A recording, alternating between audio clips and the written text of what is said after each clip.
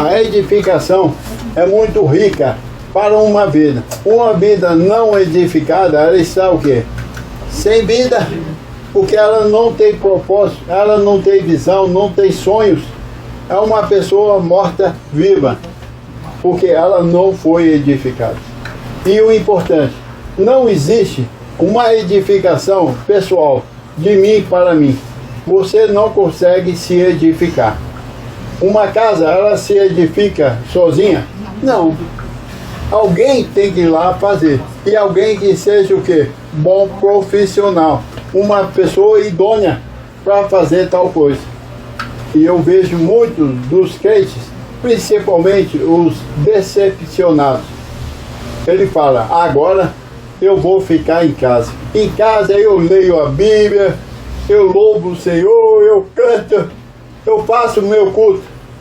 E eu tenho o Espírito, e o Espírito me revela. É o grande erro que está acontecendo Deus por aí. Deus fala comigo. Deus fala comigo. Interessante isso. Deus fala comigo, eu sou o seu filho. Nós temos que saber se isso está correto. Se estiver correto, papai, assim é, nós louvamos. Mas pelo conhecimento que nós adquirimos na edificação, vimos que é impossível uma pessoa se edificar. Porque não foi colocado, posto dessa forma.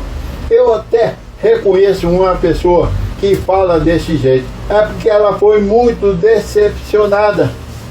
Alguém tirou a sua liberdade. Alguém machucou, feriu de alguma forma, que ela ficou injuriada, essa pessoa, e não quis saber mais de igrejas. Eu até louvo ela por isso, de não querer procurar igrejas mesmo. Por quê? Porque lá não tem o conteúdo que eu preciso, que você precisa, de andar edificado na terra. Porque infelizmente as pessoas que ocupam, os homens, mulheres que ocupam aquele público, não estão preparadas e nem reveladas a graça de Deus, que são o quê? As 14 epístolas de Paulo, de Romanos a Hebreus. Esse é o conteúdo que nós precisamos para o quê? Nos edificar. Então, Deus não deu liberdade para que uma pessoa se edifique a ela. Não, ela tem que ouvir um ministro que seja competente, revelado na palavra, para te instruir e te capacitar a andar por si mesmo aqui na terra. Alguém que fale a verdade, que construa algo novo dentro de ti. Porque se alguém está em Cristo, ele é o quê? Nova criação, nova criatura. O que é isso? A sua mente foi o quê? Renovada, iluminada. Aí o seu corpo é o quê? Transformado. A pessoa, ela que toma essa posição de estar sozinha por causa da decepção que ela teve em igreja A, B, C, D, ela tem razão daquilo, mas ela não pode culpar o Senhor, porque o Senhor não está naquilo. Por isso que a graça veio há 50 anos atrás na edificação para iluminar os olhos do nosso entendimento. Nós temos que entender isso. E aqui em Efésios 4:11, anota aí, diz o seguinte: e ele mesmo concedeu uns para apóstolos, uns para profetas, evangelistas, pastores e mestres. Ele, o que ele fez? Ele concedeu uns, não são todos. Olha, abençoado, isso é sério. Uns não são todos. E esses uns, ele capacitou para o quê? Nos ensinar. Porque eles receberam do Senhor uma revelação, uma instrução, uma capacitação para você e eu andarmos como pessoas livres na terra e temente ao Senhor. Assim é? Assim. Você recebe isso? Eu recebo. Papai. E ele diz, até que todos cheguemos à unidade da fé. Então esses apóstolos, profetas, evangelistas, pastores e mestres, eles têm vista há um aperfeiçoamento do quê? Dos santos. Essa é a visão dele. Essa é a compreensão dele. Com vista ao aperfeiçoamento dos santos e não de pecadores. Pecador, meu irmão, não aperfeiçoa, porque a árvore dá segundo o seu fruto.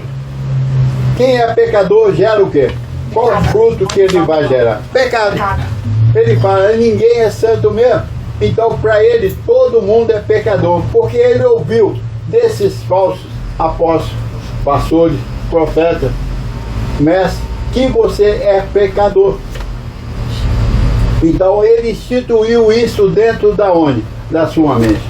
Você diz, ó Senhor, perdoa as minhas multidões de pecados. É porque ele anda o dia inteiro pensando em quê? Em pecado. Como que você vai aperfeiçoar alguém que não é perfeito ainda?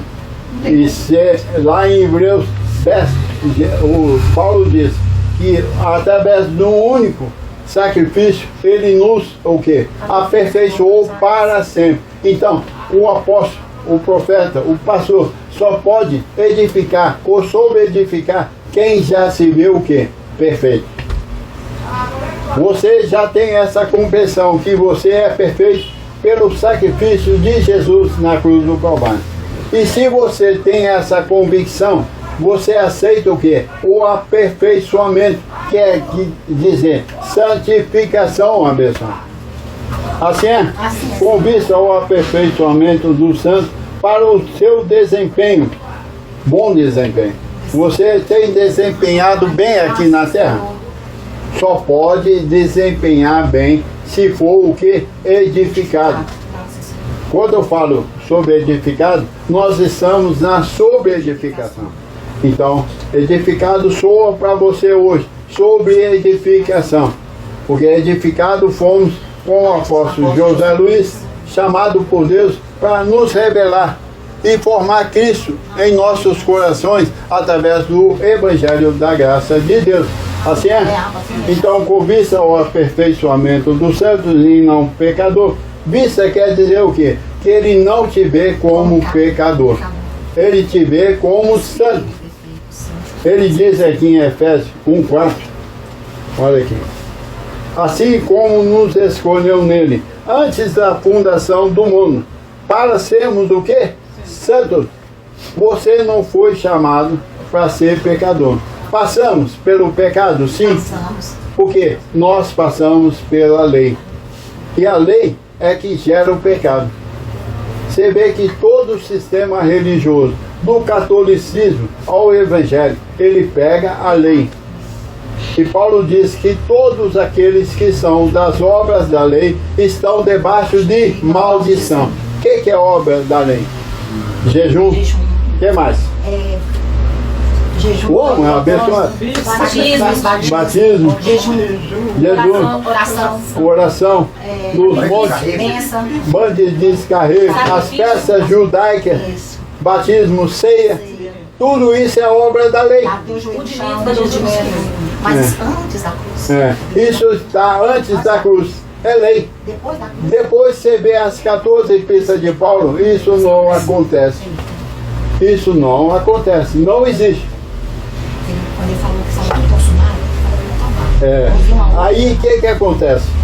As igrejas, infelizmente, nos recebeu com o evangelho antigo, caduco, chama a incircuncisão. Então, aí eles perderam a visão completamente e passaram o que eles tinham, o que? Morte.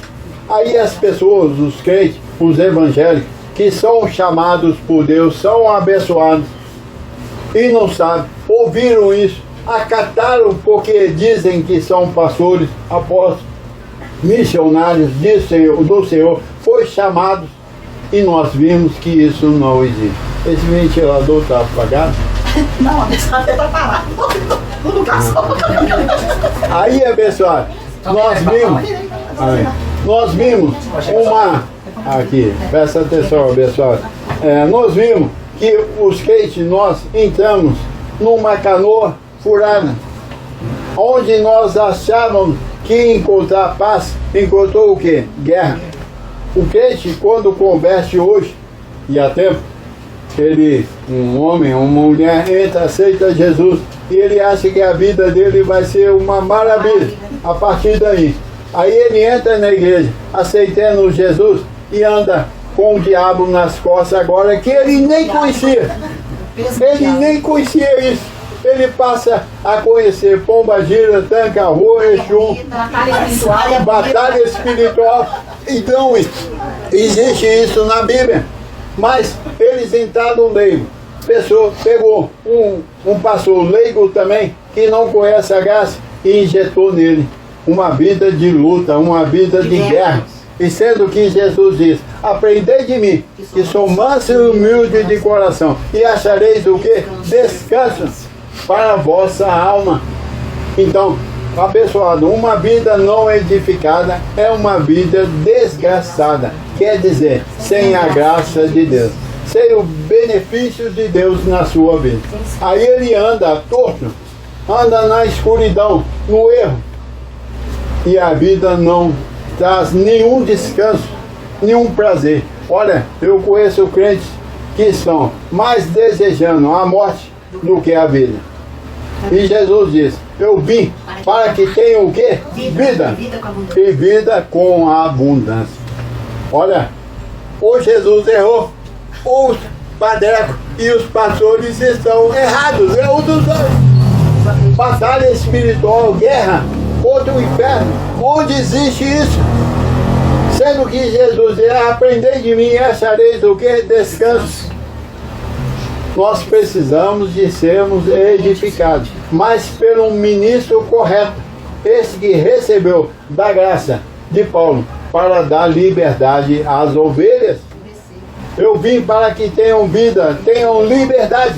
E você e eu precisamos de apegar essas verdades ouvidas com mais firmeza, abençoada. Nós não podemos desviar nem para a direita e nem para a esquerda. Assim é?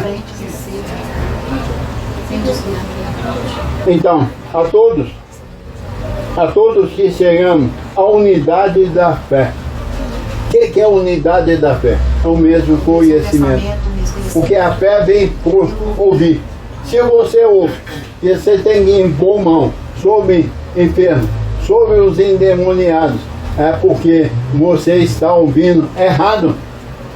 A sua fé está distante daquele que tem um conhecimento da graça. Então, unidade é nós falarmos a mesma coisa. É você dizer: eu sou um abençoado. É você dizer: eu sou um abençoado, um perfeito, um completo, mais que vencedor, triunfante. Eu tenho anjos a meu favor. Todos na unidade da fé. Ele diz: a todos, até que todos cheguemos à unidade da fé e do pleno conhecimento do Filho de Deus. Olha, eu digo, assim é, Anderson, eu digo para você, qual o conhecimento que você tem? Já foi. Eu tô vendo ela com as folhas lá em cima de mim. Veja bem, até que cheguemos ao pleno conhecimento do Filho de Deus. Você serve a Jesus de Nazaré? Eu não. Hoje o que é batido é que todos seguem o que? Jesus de Nazaré. Eu sirvo a Cristo. Aí veja bem, ele já morreu e ressuscitou. Nós devemos conhecer o Cristo de Paulo. Ele diz o seguinte, aqui em Timóteo 6, vamos ver aqui. Timóteo 6.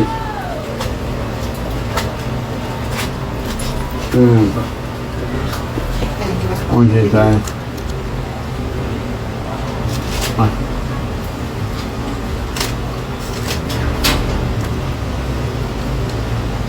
Esqueci o que o versículo. Falou 6, Timóteo 6. Segundo Timóteo 2, 8. Ele diz: lembra-te de Jesus Cristo.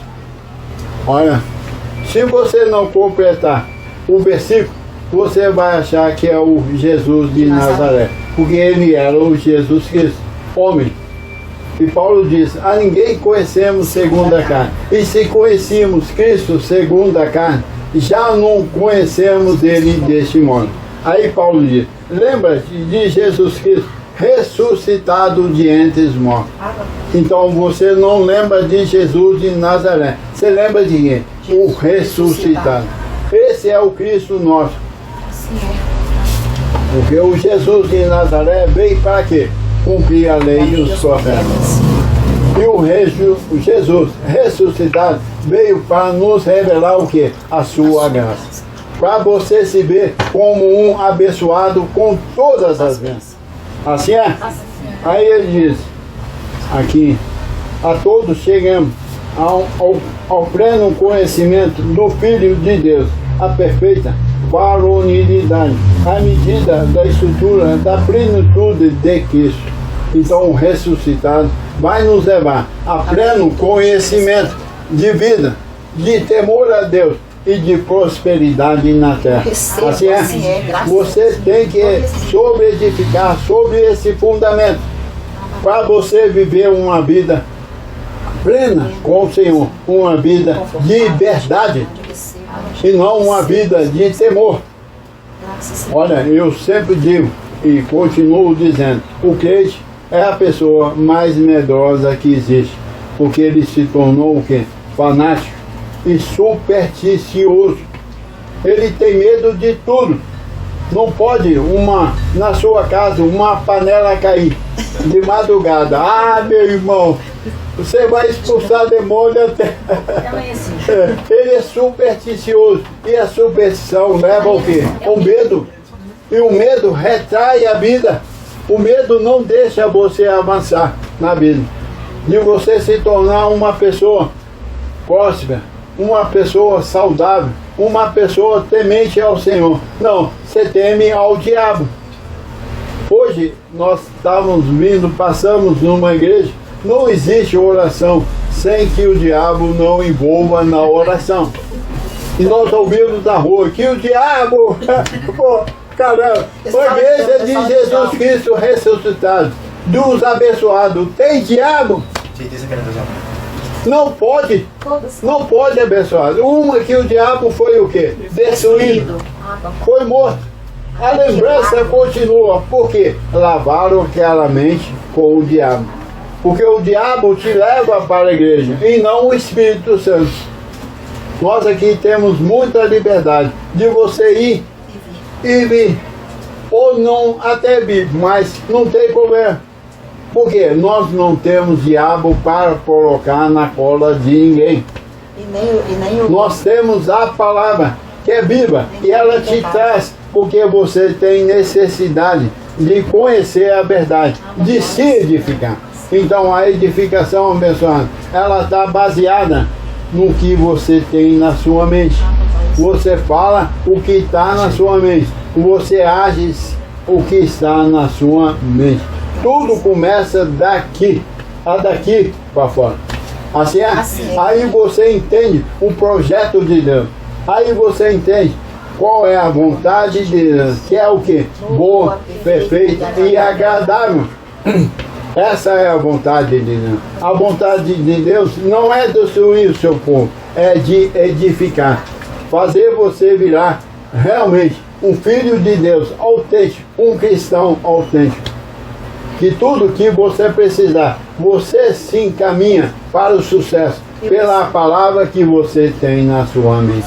Assim é? Você recebe? Essa é a palavra que eu tenho para ensinar. Ah, papai.